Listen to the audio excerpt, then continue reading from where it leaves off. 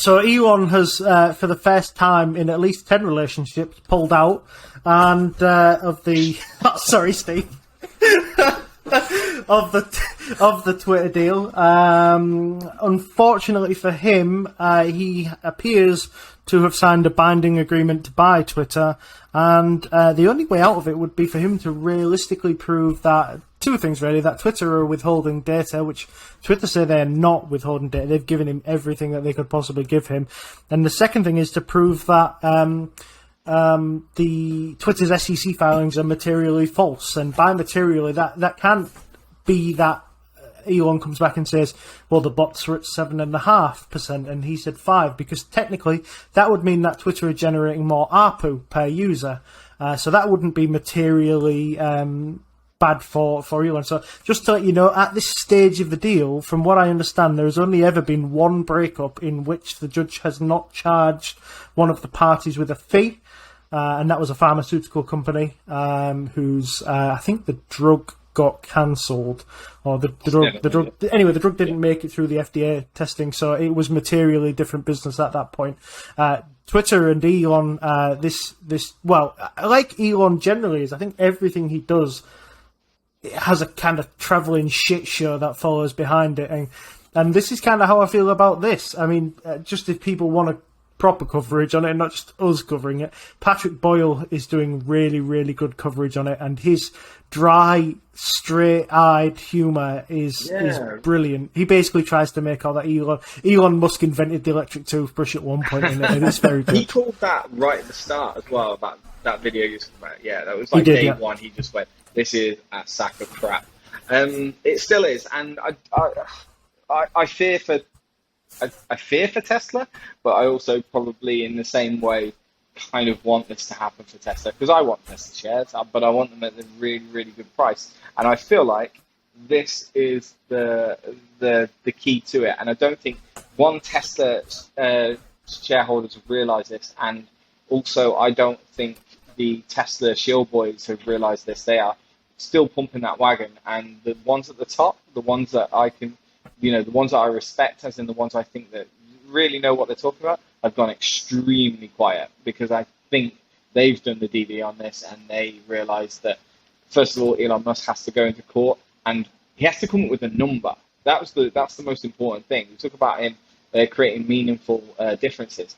He, like you say, you can't just say the bots were higher and the ARPU was different. He has to physically be able to calculate a number that is different from what Twitter gave him, as in a real physical amount of money that they gave him, for him to prove that this deal was off and ingenuine, and he didn't really know what it did, even though he signed away due diligence as well, which is how stupid can you be?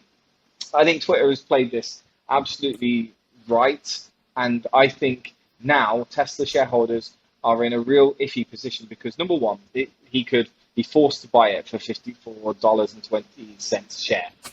If he is forced to do that, and he goes ahead with that, he's, as far as I know, and I've read a few things, he's lost his funding.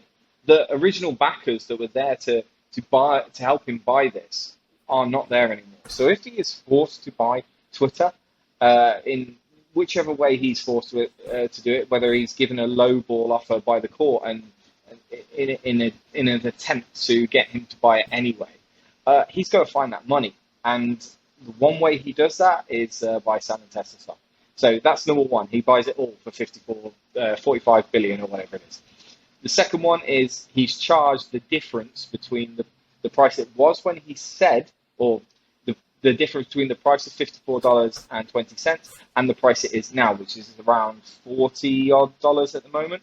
That's about 20 billion. So it could be that he is given a fine of 20 billion. Again, he's probably got about 8 billion in cash that we know of, and the rest has to come from, guess what, Tesla shareholders. So no matter what, unless this fine is under 8 billion or around 10 billion, Tesla shareholders are in trouble, because a sell-off like that will cause a lot of margin calls. It will cause a lot of people to get scared, and that's what I'd be worried about right now if I was a Tesla shareholder. Who knows what's going to happen, but I'm leaning towards he's going to get forced to buy this or a settlement, most importantly. I would lean settlement in my case. Just as a pure speculative punt here, by the way, just for anyone interested, we are recording this, about 30 minutes before Tesla releases earnings? Is that this evening? Yeah. So this stock could be anywhere by Sunday. We might come back to this even at some point. But I would go with the idea that Elon Musk, one way or another, is going to find a way to not buy Twitter. And I don't know how much that's going to cost him and so on. And here's my kind of wild, bold prediction and stuff, because Steve's got one right this year, and that means he's 1-0 up on me. Because I checked back on my predictions from the start of the year, and they are horrible. There's 2 of them that have 0 chance of coming off, and one of them that hasn't really done anything either way because he made me think of an acquisition target, and I couldn't really think of one, so I just picked a company. But here's my bold prediction then for the moment. Elon Musk does not buy Twitter, one way or another, and somehow settles something some way. He then tells us this is because Twitter is full of bots. Whether or not that's true, I'm taking no view for the time being, or the bot numbers are higher than he said they were. And then he launches his own social media, Twitter-like platform thingy, like everyone else seems to be doing at the moment, with stuff like Parler and whatnot, which is an actual free speech platform, according to him. A sort of Signal type thing, which I know isn't owned by Elon Musk, but is recommended by Elon Musk. I think that within the next 12 months or so, we see the start or the announcement of the Elon Musk Twitter platform alike thing. That's where I see this going. I don't really have anything to back this up. I'm convinced, by the way, there is no point in me doing research into Elon Musk stories, because directly I see Elon Musk in the news either saying or doing something, my immediate reaction is, what are you trying to distract me from somewhere else? Yeah. And that might be a bit unfair and it might be a bit cynical, but it is very much how I think about Elon Musk related things.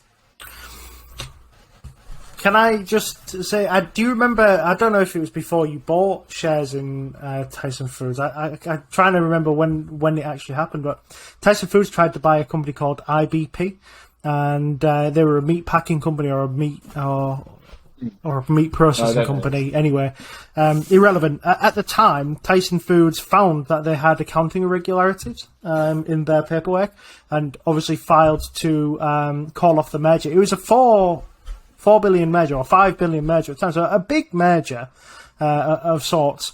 And the Delaware court actually found that they did have accounting irregularities, but they weren't severe enough to actually be detrimental to the overall company when it was formed. So I actually forced Tyson Foods to buy it at the price that it was originally agreed.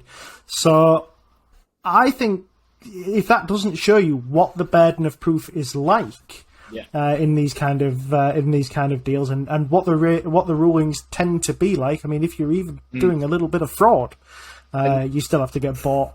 I think Musk's in a whole hell of trouble. I think he's impulsively got himself into a ridiculous situation, offering a ridiculous price for a ridiculous company, and I just think we're just set for, well, look, personally, I hope it gets forced through just to stop people doing stupid stuff like this. I hope he has to pay the full whack for it, and the Twitter shareholders are really happy, and that would make me happy too.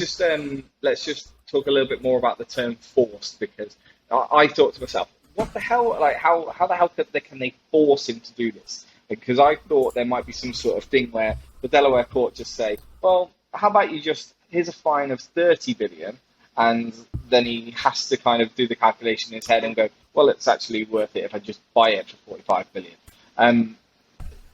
Because Tesla is registered in Delaware, the Delaware court actually have ownership, well, not ownership, but they have access to his shares, and they can actually take his shares and physically give them to Twitter as compensation, and then force him to buy it. So it's not like he can just run from this, because he can. The Delaware court can actually take his assets and just pay for the deal anyway. So this is scary. This is, if it's done that way, it's all done at once, and that's even worse, because the idea of Twitter, the Twitter buy, was that you might cascade them off and make it like a soft landing, if you will. But Delaware will just take it, and they will kick it out. And this is worrying. This could cause a whole lot more than just a Tesla crash.